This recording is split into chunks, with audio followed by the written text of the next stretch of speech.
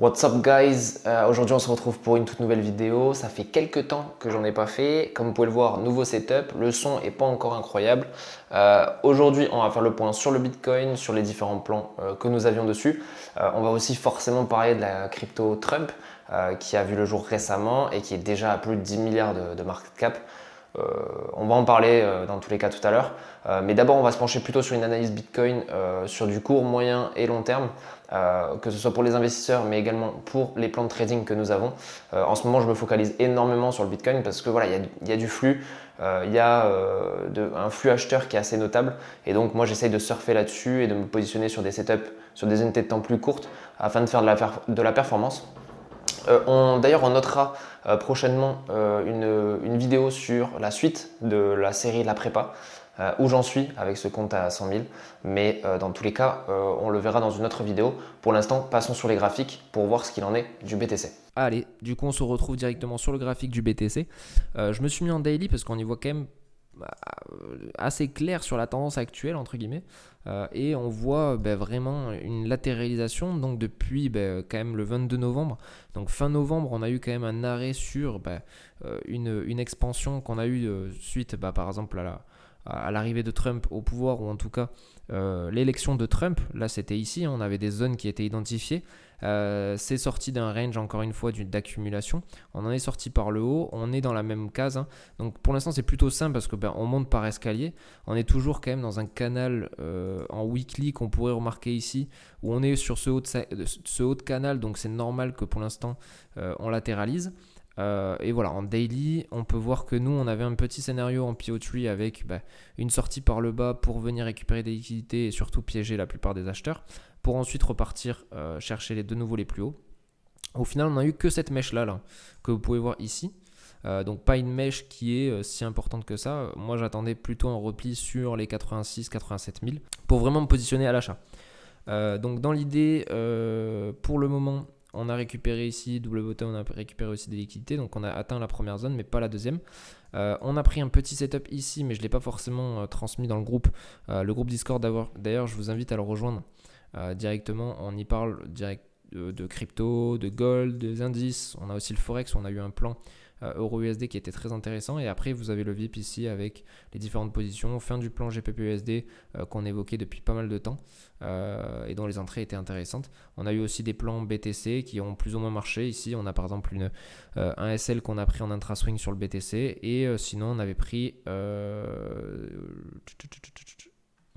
un plan achat, ici sur le BTC, mais qu'on avait parlé d'ailleurs en vidéo YouTube, hein, donc c'est pas nouveau. Et on avait pris du coup 4000 $ sur le BTC, donc très intéressant. D'ailleurs, c'était ce trade là, ici. On est venu chercher clairement la zone et au final, on est reparti à la baisse. Donc, dans l'idée, ici en 4 heures, on voit quand même je vais commencer par le daily. Ici, parce que sur du daily, on voit qu'on latéralise. On est en forme un peu de structure W qui montre quand même un flux acheteur assez important ici. Où au final, on a juste pris liquidité là, on a méché pour liquider. Et on est parti de nouveau à la hausse. Donc là, en fait, on pourrait venir chercher des objectifs théoriques vers les 113 000, ce qui ne serait pas délirant. On verra tout à l'heure sur du H4. 113 000, c'est complètement accessible si on croit en ce scénario-là. Néanmoins, sur cette structure, on devrait normalement, avant de partir, venir liquider et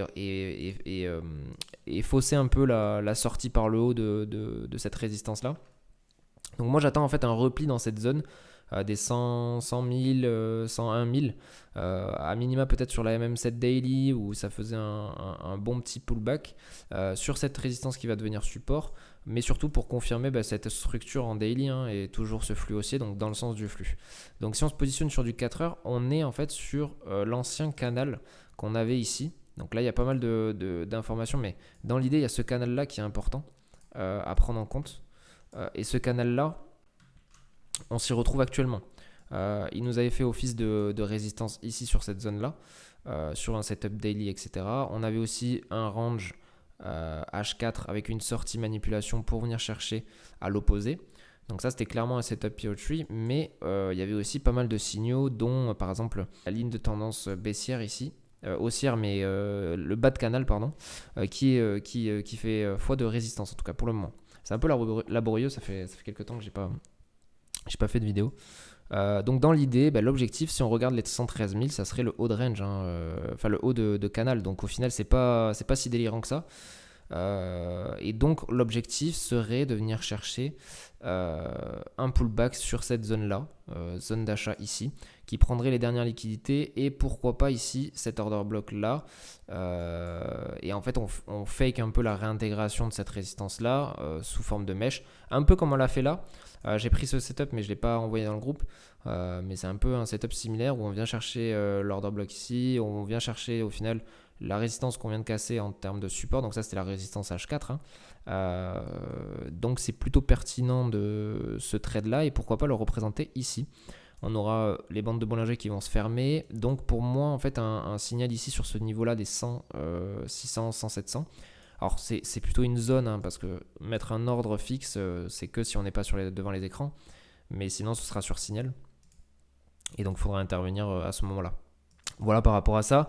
Donc dans l'idée, le plan pour l'instant c'est toujours acheteur au vu du flux sur le BTC, vous l'avez compris. Mais venir chercher peut-être sur un repli plus important. Demain il y a l'élection de Trump, donc voilà, si ça part sans moi, ça part sans moi. Mais moi je souhaite vraiment attendre ce repli-là pour au moins liquider ceux qui sont dans cette hausse-là, respirer un peu, latéraliser, prendre des liquidités et repartir de plus belle. Pour réintégrer ce canal-là et peut-être avoir un flux encore plus important pour venir chercher le haut de canal très rapidement. Ce qui nous ferait quand même une perf assez incroyable. Moi personnellement, je mettrais l'invalidation, alors là elle est déjà mise, mais dans l'idée, ça serait sous les plus bas. Donc soit sous 98, soit les plus bas de ces bougies-là. Mais sinon, ouais, les 98 ou cette mèche-là, elle fait x2. Si on reprend cette mèche, c'est qu'on va aller sans doute plus bas. Donc voilà, l'invalidation serait soit ici, si on vraiment garde le plan pour aller chercher le haut de canal, on peut se permettre d'avoir un SL un peu plus large. Et donc de prendre par exemple ici en dessous de ces liquidités-là. Ok. Et ensuite, forcément, je suis obligé de parler du Trump, du meme coin, qui est actuellement à 67 $. Et qui est, je sais plus à combien de market cap, mais un market cap délirant. Donc, on va le regarder ensemble d'ailleurs. Ouais, comme vous pouvez le voir, en fait, Trump, il est 19e des cryptos. Il a un market cap à 13 milliards de dollars. Ce qui est aberrant, il a dépassé Polkadot, il a dépassé... PP c'est normal, mais tous les A, VE, ICP, Hondo... Non, vraiment, il est proche de dépasser les Chainlink, Avax, qui ont potentiellement une utilité derrière. Un meme coin, c'est une image en fait de marque. Donc en soi, je comprends la hype parce que c'est tout nouveau dans l'écosystème. Mais voilà, il ne faut pas se jeter dans quelque chose. Alors il y en a, par exemple, ils ont payé hier quand c'était à 20 ou à 30. Donc voilà, ils sont en x2. Mais comme tout investissement, ça amène du risque aussi. Et on ne sait pas quand cette vague-là va s'arrêter. Actuellement, oui, il y a une euphorie dessus. À un moment donné, quand tu fais en 24 heures 140%, il y a clairement une euphorie dessus. Donc voilà, c'est des investissements spéculatifs. Il faut faire attention dessus. Mais dire qu'il n'y a aucune utilité, c'est factuel parce que c'est un meme coin. Donc c'est juste une image de quelqu'un ou une représentation où il n'y a pas de fonctionnement derrière qui amène une utilité au token. Ou en tout cas il y a une utilité potentielle derrière, mais il n'y a pas de fonctionnement réel et il n'y a pas un écosystème aussi développé qu'on peut avoir sur d'autres projets. Mais par exemple, d'ailleurs Asher il en parle un peu, mais c'est qu'il y a 80% par exemple des tokens qui sont détenus par l'équipe de Trump et ceux qui ont lancé ce meme coin. Mais ce qui amène en fait à s'autofinancer sur leur campagne électorale, sur plein d'autres projets. Et donc en fait, c'est juste si tu soutiens Trump, c'est une manière de le soutenir à travers la Web3. Donc je trouve que c'est juste novateur et c'est un peu le but de la Web3, c'est d'amener ce qui était déjà possible dans la vraie vie, mais qui était peut-être moins accessible pour tout le monde et plus compliqué. Et là, à travers la Web3, c'est accessible à tout le monde pour soutenir Trump en achetant sa crypto. Et donc lui, par exemple, il a 80% des jetons. Donc forcément, s'il a besoin de liquidité, il va en vendre une partie comme il a déjà fait. Il en a vendu 500 pour 500 millions, il me semble. Mais voilà, pour moi, c'est juste une utilité à travers la Web3. Mais je suis d'accord avec la plupart des personnes qui l'évoquent, ça peut amener aussi des dérives. Et donc tout le monde va créer son même coin, que ça va donner des idées à d'autres potentiellement hommes politiques ou non, hein, ou célébrités tout simplement. Et donc ça peut amener aussi à du scam parce qu'il n'y a pas de réelle utilité et que toute la sécurité qui est amenée normalement, comme le dit Asher, sur l'Europe et la réticence de beaucoup de projets, en fait, il bloque énormément l'émergence de nouveaux projets en Europe. Mais par contre, aux États-Unis, c'est le président carrément qui lance un meme coin à son effigie, en sachant très bien qu'il y a un risque derrière que les personnes qui le suivent aient une perte en capital ou autre. Après, ils sont beaucoup plus ouverts là-dessus parce que eux, ils ont moins de sécurité, ils ont toujours eu, par exemple, plus d'indépendance sur leurs finances.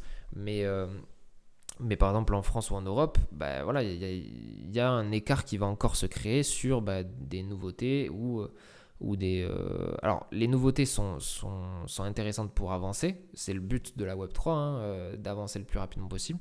Et donc du coup, l'Europe aura tendance à perdre de l'avance et forcément à encore agrandir l'écart qu'il y a entre ces grandes nations qui sont les États-Unis et les différents pays de l'Europe.